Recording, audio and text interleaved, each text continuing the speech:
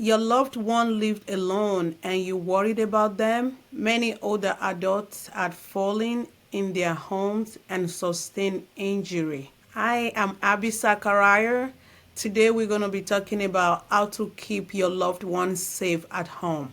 Number one, remove clutter.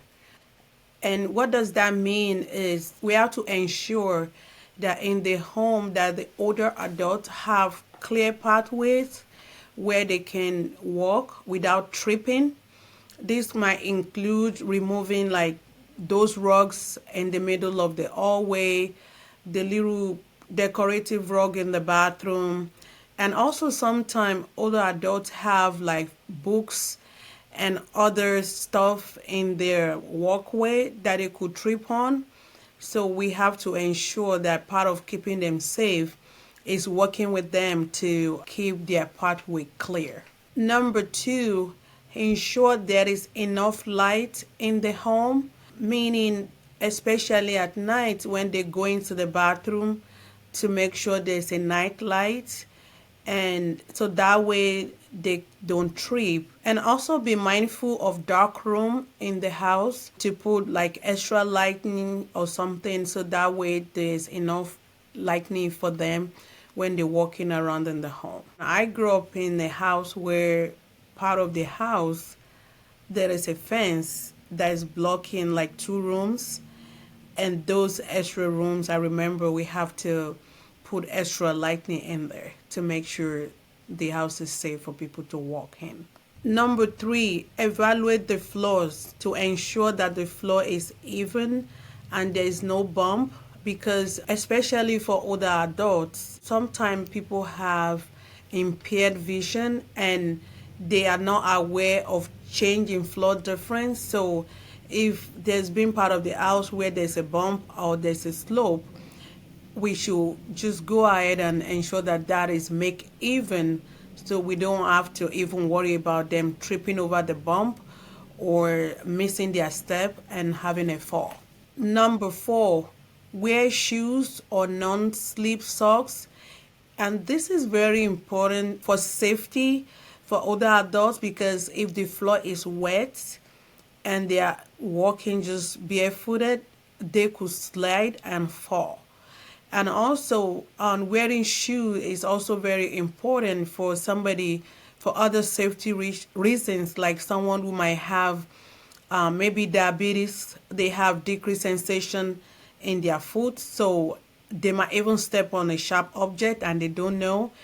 And if they have a wound, it might take longer to heal. So it's very important that we always ensure they have comfortable, older adults have comfortable shoes they can wear around the house or non-slip socks. Number five, ways that we can keep older adults safe in the home and prevent falls is to evaluate their medication that they're taking. For example, there are certain medications that they only have to take it in the morning, for the purpose of them not going to the bathroom. The one thing that I can tell you right now is a medication called furosemide, also called Lasix. This medication, people who have congestive heart failure, they take it to get rid of fluids in their body, but what it does is make them go to the bathroom. So if you're taking Lasix or your loved one is taking Lasix or any medication that will make them go to the bathroom to go and void, should be taken in the morning or not later than 5 o'clock in the evening. Otherwise, they keep getting up many times to go to the bathroom, and this is one way that somebody can actually have a fall. Number six, get a vision exam yearly, because sometimes the prescription for eyeglasses get weaker, or also someone's sight might have progressed to where they need a different prescription for their glasses. So if the glasses cannot see properly, this is one way that somebody can actually have a fall. So it is very essential that every seniors should have a yearly eye exam. It's highly recommended. Number seven, maintain your health and also increase your physical activities. So one way that we can use to keep somebody safe at home is to continue to exercise, continue to move. My project when I was a baby nurse, my residency was on mobility, and I learned from that project that every day we don't move, someone can lose up to 5% of their muscle mass. So for you to keep stronger and prevent fall, you have to keep moving and keep exercising every day, and at least 3 times a week is recommended. And also, when somebody have a fall, it is important that after they get stronger, we help them to start moving again. I've seen in my life, in my career, that after someone they had a fall, they don't want to even get out of bed or get out of their chair without help, not even talking about doing any kind of exercise.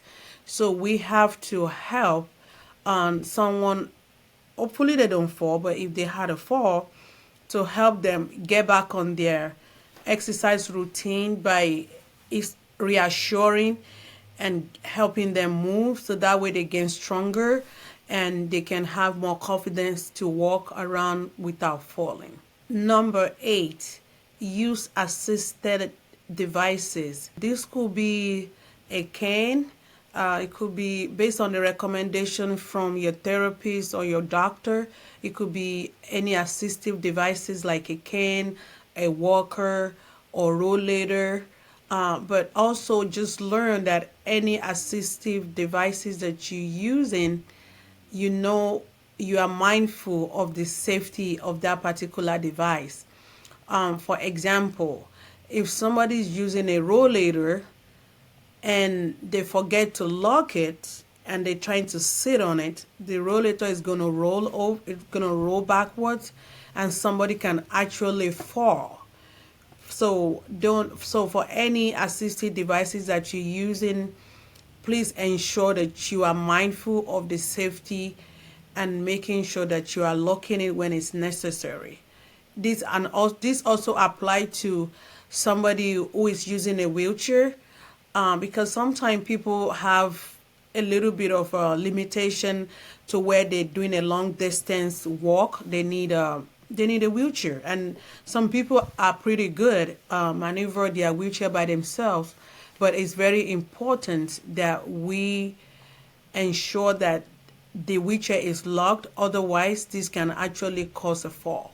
To schedule a free in-home care assessment, or for a registered nurse to come in and do a full evaluation or consultation of your home, go to cherishedhands.net.